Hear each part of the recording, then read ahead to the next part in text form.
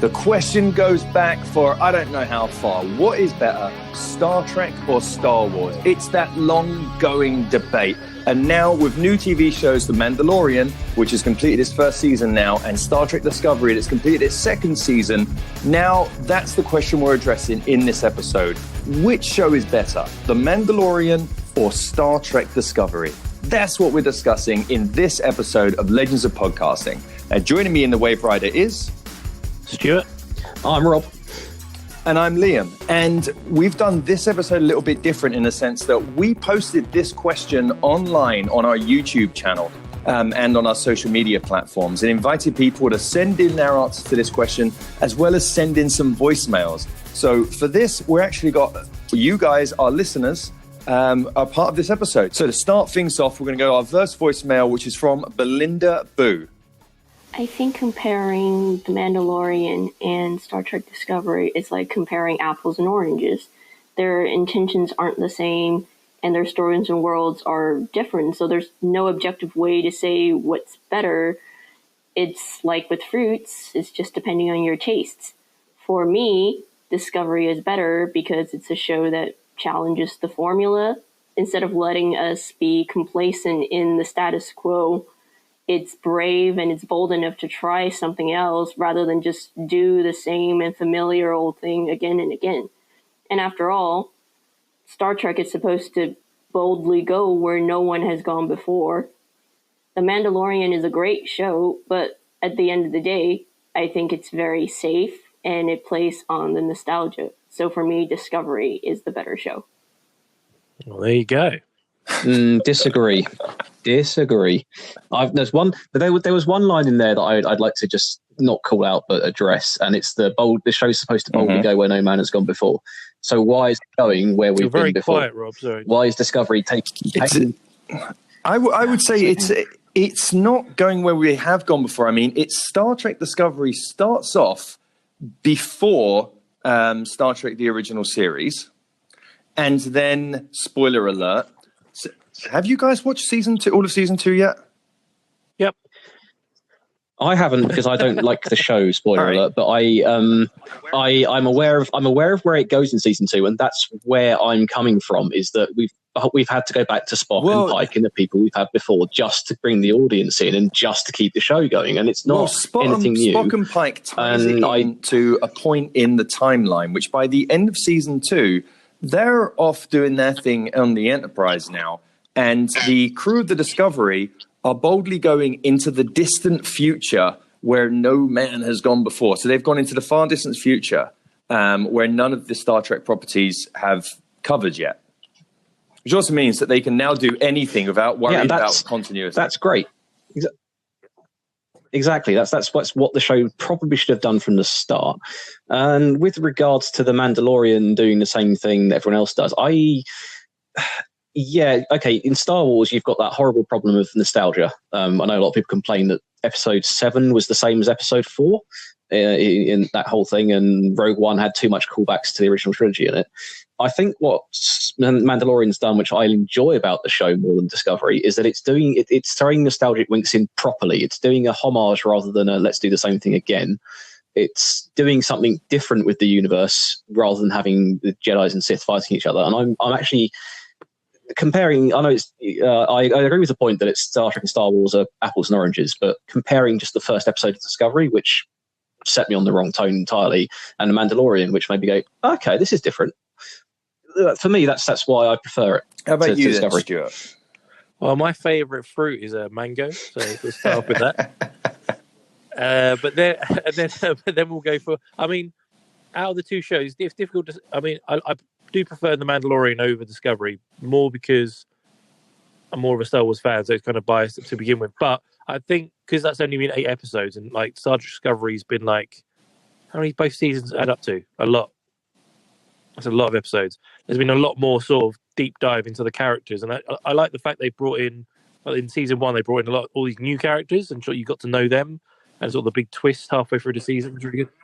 But they were all terrible. Sorry. I enjoy most of them. I do like the fact. I kind of agree with one of Rob's points. There's only the one is that I do think they should have maybe started rather than done this whole prequel thing. right at the beginning, just started it past, like, what was the last Star Trek show? Voyager? Yeah. Started Voyager. after Voyager. I Which- don't well- know why we had to start Well, we all have- the way back at the beginning. This is When people, this is why I'm quite excited for the Picard show, which is going to be set Yeah. after all that style stuff. Yes, it's still some of the characters we know from TNG and Voyager, but it's set after stuff we've known to come before, so they have that leeway to do something new with an established universe, which is what I'm kind I of agree. looking And forward to. it was a bit weird because it always confused me whether, because the uniforms and everything, whether they were trying to do the prequels of the movies or the prequels of the TV show. We're trying to go all the way back before Kirk and stuff from when it was William Shatner with that show. Just doesn't make sense to me.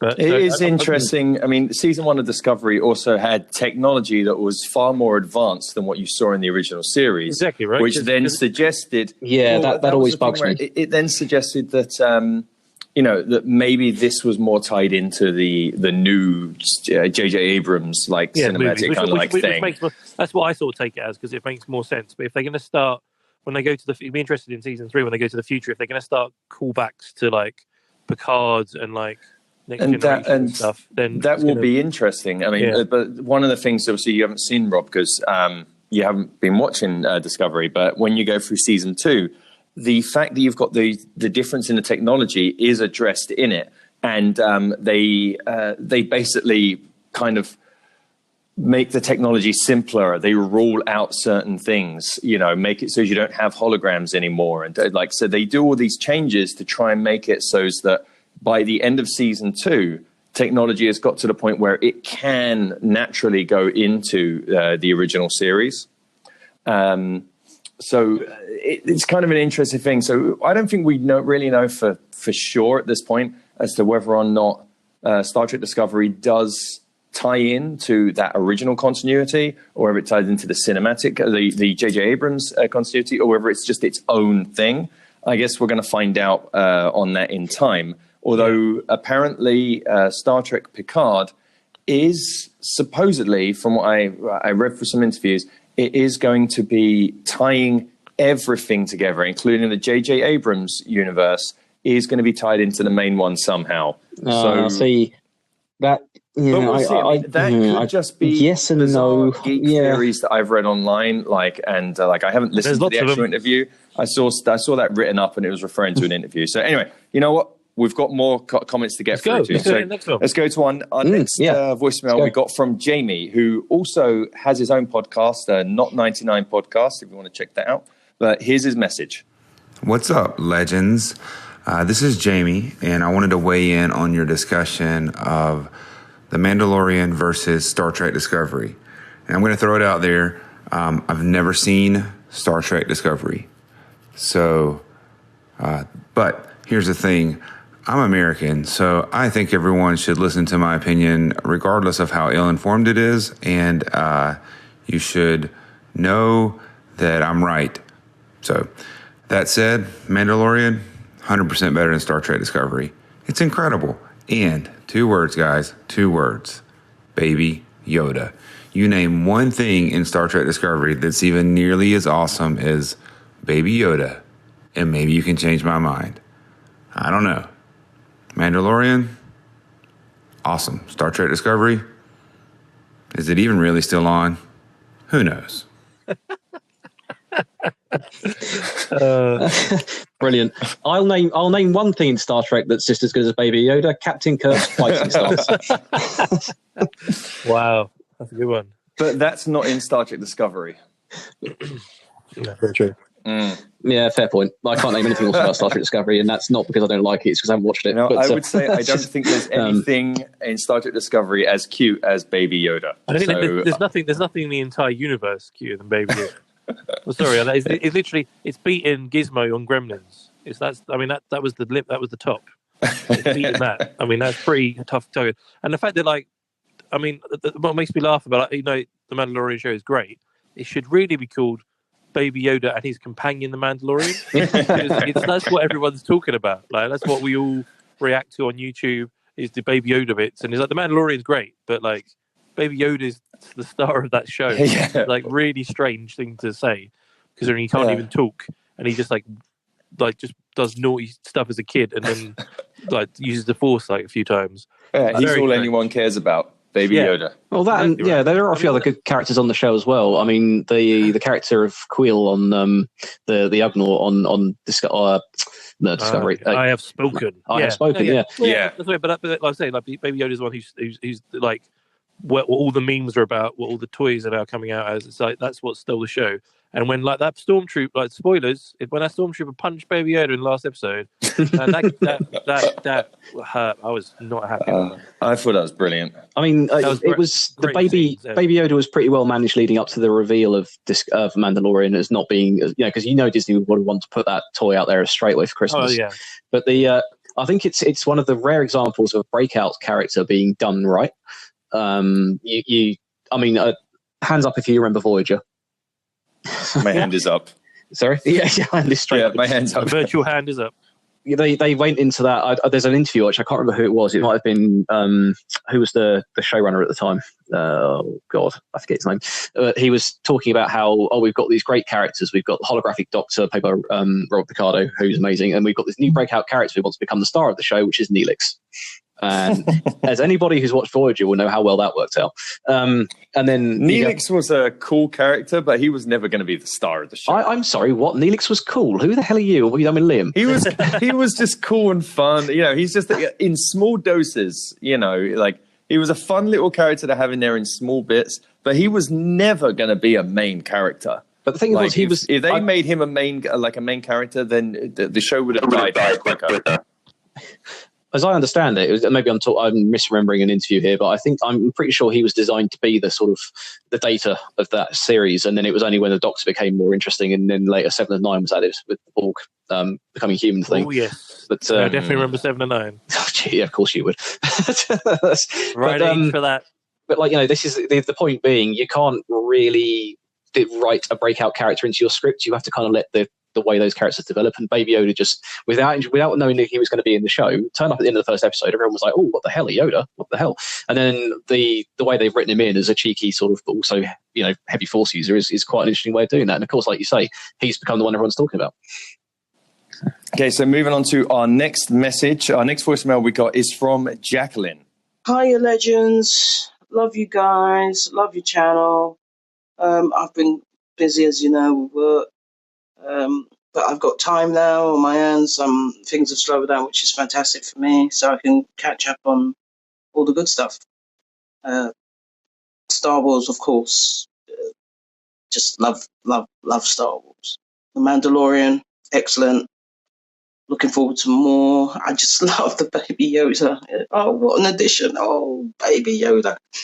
Even though he's 50 years old, he's the cutest 50-year-old baby I've seen.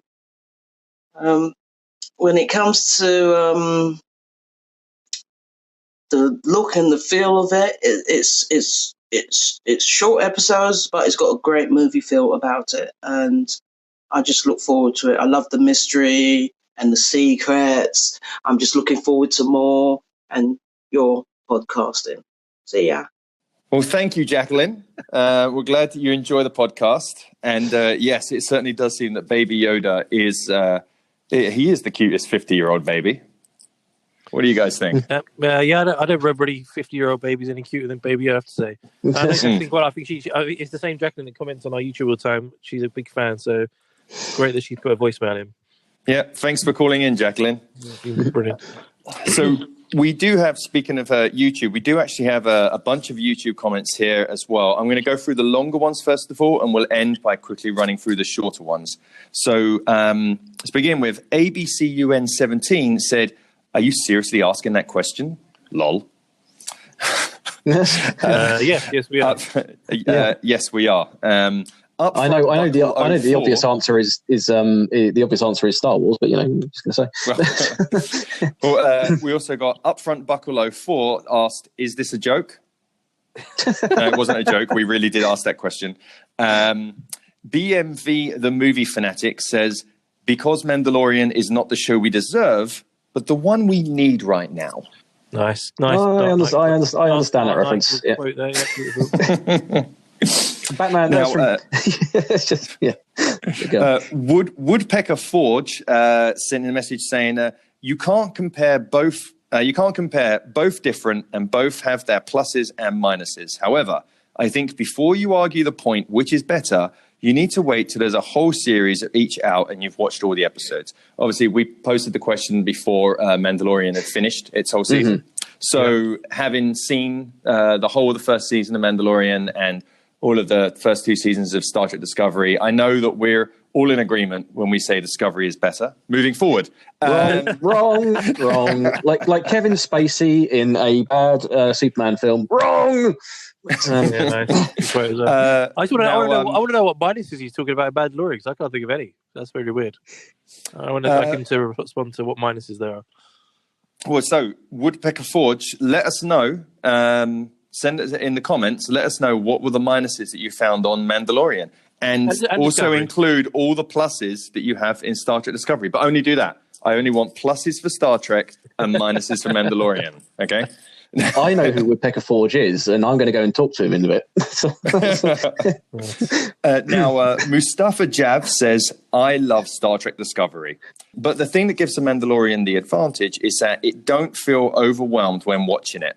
You know what's going on. There's one character this show is following, and of course, Baby Yoda. I'd have to agree with him about the comment there is that the thing that I think works a lot for Mandalorian is that it's such a simple show. You know, it's not very complicated. It's very simple. You don't have to think when watching it. That's why I like it. Yeah, it's very much easy. It's the easy listening of TV. You know, it's just you can sit down, it's complicated. You can enjoy it. And it's cool. I mean, so if you just want to be entertained, Mandalorian's the way to go. If you want something that's good, then go to Star Trek Discovery. Are you watching the same show I'm watching? I mean, Mandalorian. Just to give it its due, I mean, it's gone back to its roots in terms of Star Wars when you've got the references from Japanese samurai movies and from Wild West stuff in there, and Discovery is just, hey, look, we used to be part of an intelligent sci-fi show, but now let's just plug this into the main reactor and blast ourselves across half of space. This guy's bad, Klingons evil, shoot them. Yeah, okay. How about something a bit more cerebral, guys? So next comment we got is from We Need Lives Productions. They say, The Mandalorian. Love both Star Wars and Star Trek, but Discovery is not Star Trek. The Next Generation, Deep Space Nine, the original series, all of them are amazing. But Discovery's a mess and lost all of the deep meanings that made Star Trek so special. So it looks like you've got a friend there, Rob. A friend? That's like Rob's troll account. That might be Rob's troll account that I heard about. No, otherwise known as half population of the planet. But all right. Now we also have Beta Artemis, who I think may actually be Belinda 11th's voicemail, because it says almost the same thing. But it says here, Star Trek Discovery is better for me because it's a show that was brave enough to try and do different things and change up the formula that was expected. The Mandalorian is well made, but it's also a very safe show that plays on nostalgia. But at the end of the day, comparing them, I find it's pointless. It's like comparing apples and oranges. Their intentions aren't the same, and their stories and worlds aren't the same. There is no objective way to say which is better. It's simply just opinions depending on how a person feels. Discovery is boldly going into the new and different, while Mandalorian is very much a safe and familiar story.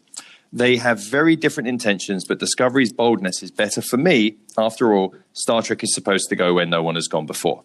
Except it hasn't. I'd be interested in Mandalorian season 2 to see if they try and make the story any more complex, or they keep it to the simple. Let's go and find Baby Yoda's species, and then go around different planets trying to find it, and he gets into trouble with people.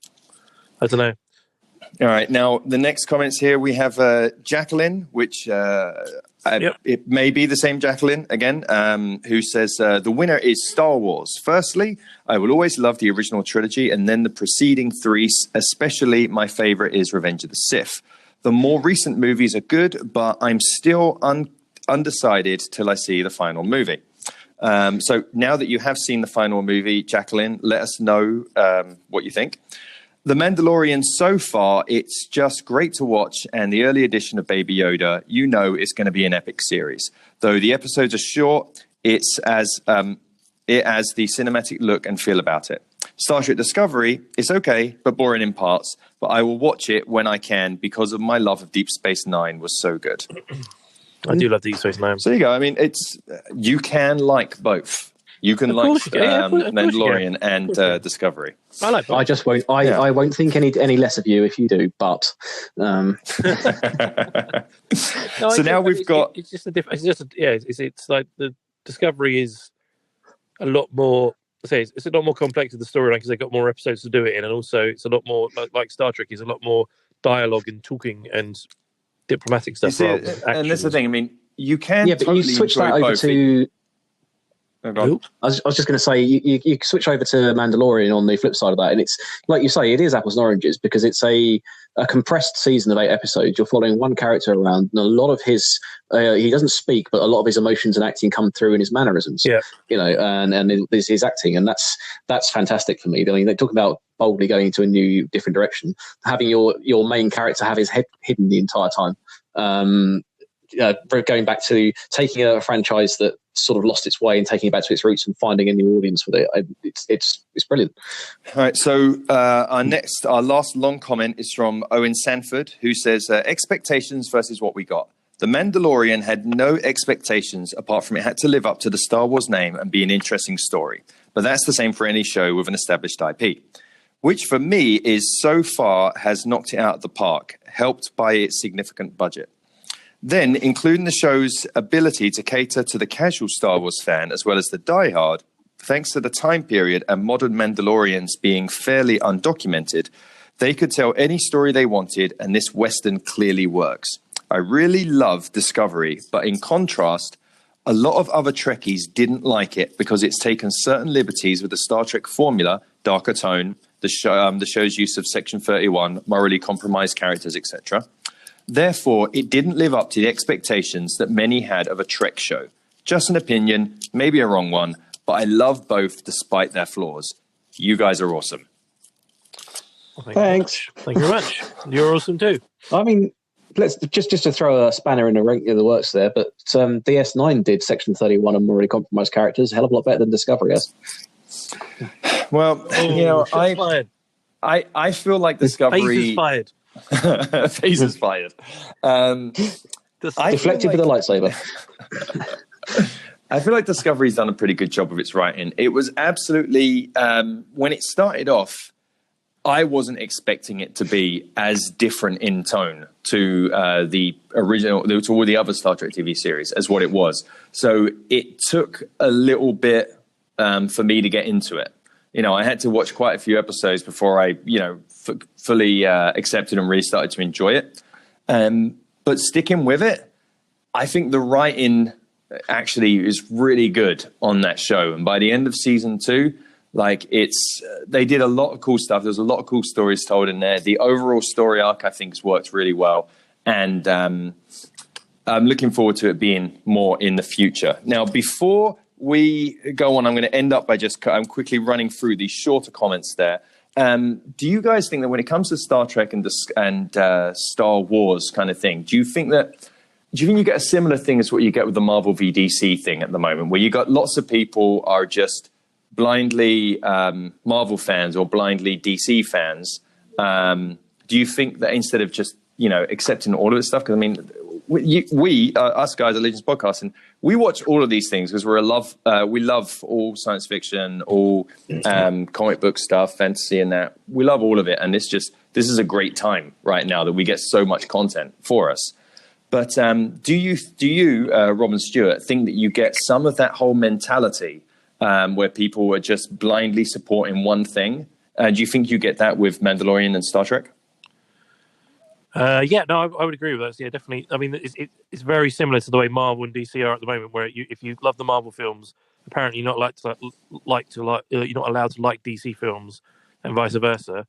I kind of see the same thing happening with Star Trek and Star Wars. It's always been a big thing. It's like, you have to like one more than the other. You can't like them the same. There's many a conversation I've had with lots of people, lots of other geeks, and it's always like, you have to like one more than the other. You can't just say I like them both. And it's like they try and dig to try and get an answer out of you.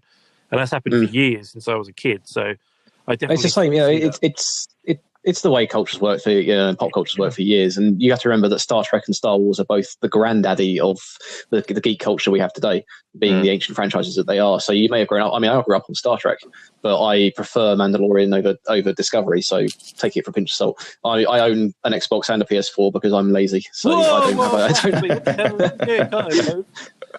Yeah, exactly. I don't. If we're saying just Star Trek and Star Wars, we're not saying Mandalorian and Discovery. What do you prefer? Mm-hmm.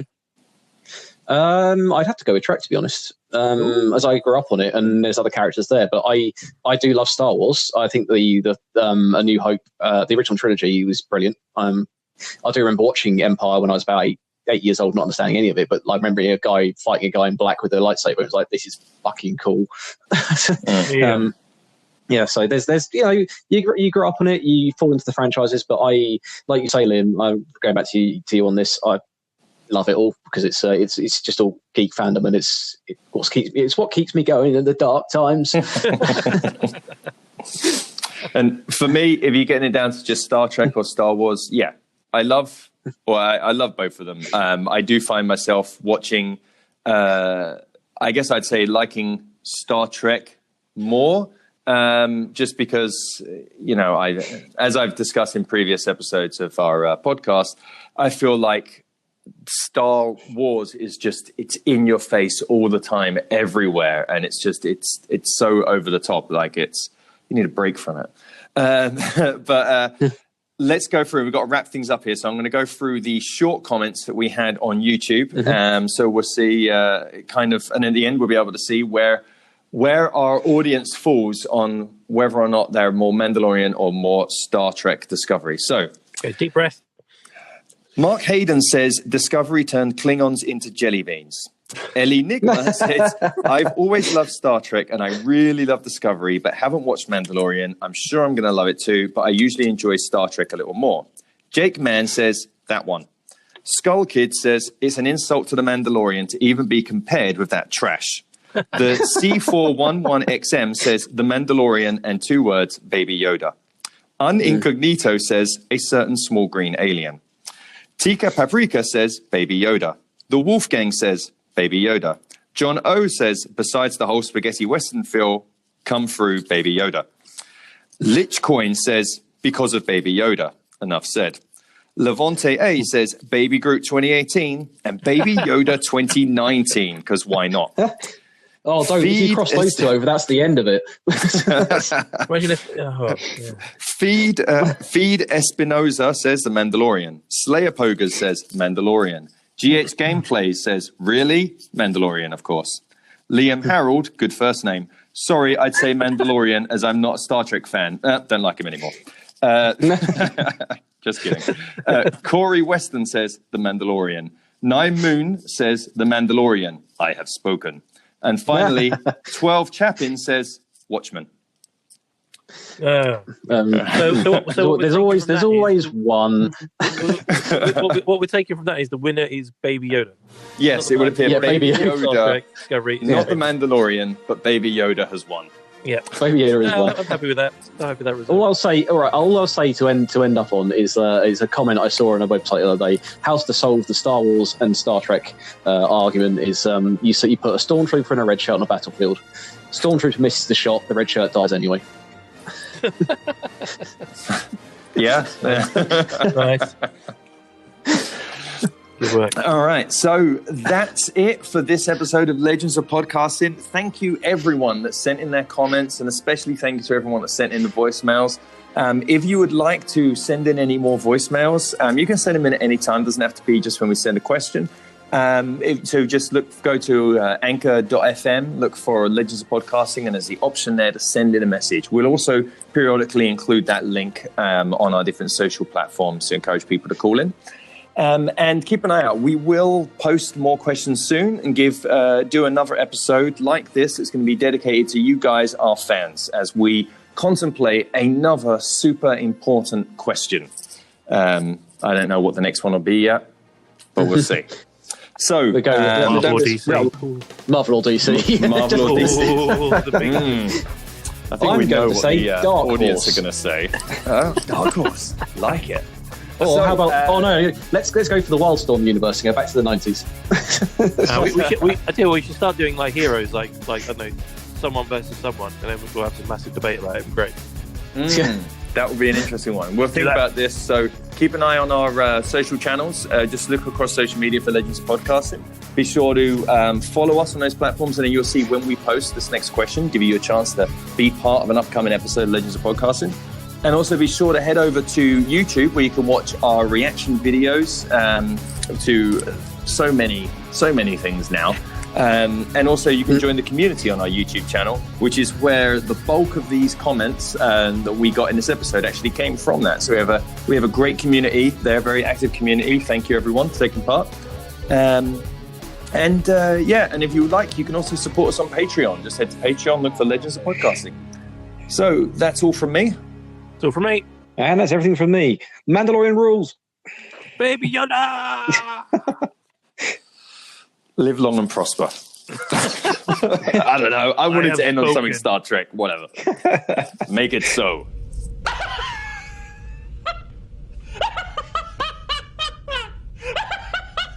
Data, why are you laughing?